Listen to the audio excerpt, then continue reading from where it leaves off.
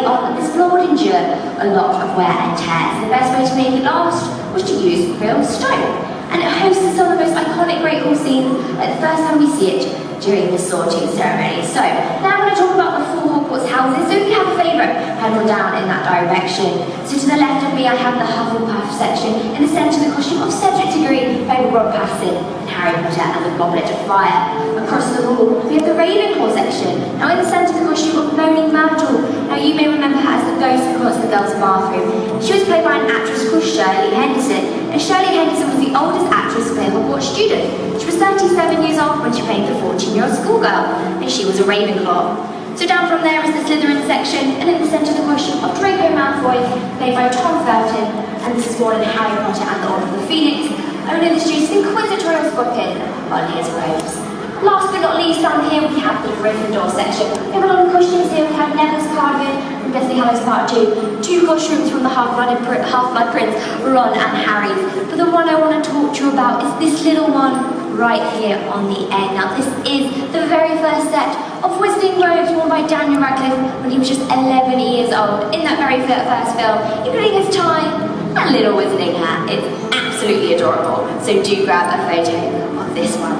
So like you guys have today, they would work through those doors up the centre aisle to be sorted into their houses. And they would have been greeted by some of their Hogwarts professors.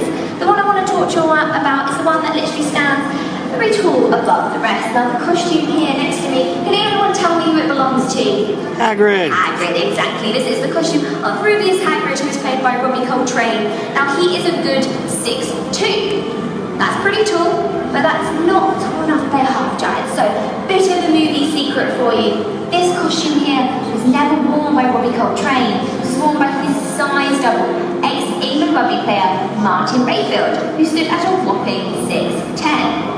Still not tall enough though, so he had platforms in his shoes, we padded out on his shoulders, and we even made him an animatronic Hagrid head, which looks identical to Robbie Coltrane's face and does move. Now you'll see this in our creature shot later on, so do look out for it. And that's how we created our 7'6" half giant, who stays standing next to me right now. So your time in the Great Hall is coming to an end, so I'm just going to leave you with a few things. Anyone with a digital guide, the green lanyards, your tour starts out there by the director's board, just follow the numbered icons, but the rest of you it's self-guided. Now anyone with a children's passport, you have 6 stamps to collect 13 gold snitches. Your first snitch, I'll give you a clue, look through the left-hand archway and look up. The rest are scattered throughout the tour. For your passport, you want to head towards the Gryffindor common room for your first stamp. We can also reveal in our backlot cafe we are serving butterbeer, but we're in 4 places to serve it, so please do give it a try, as well as butterbeer ice cream.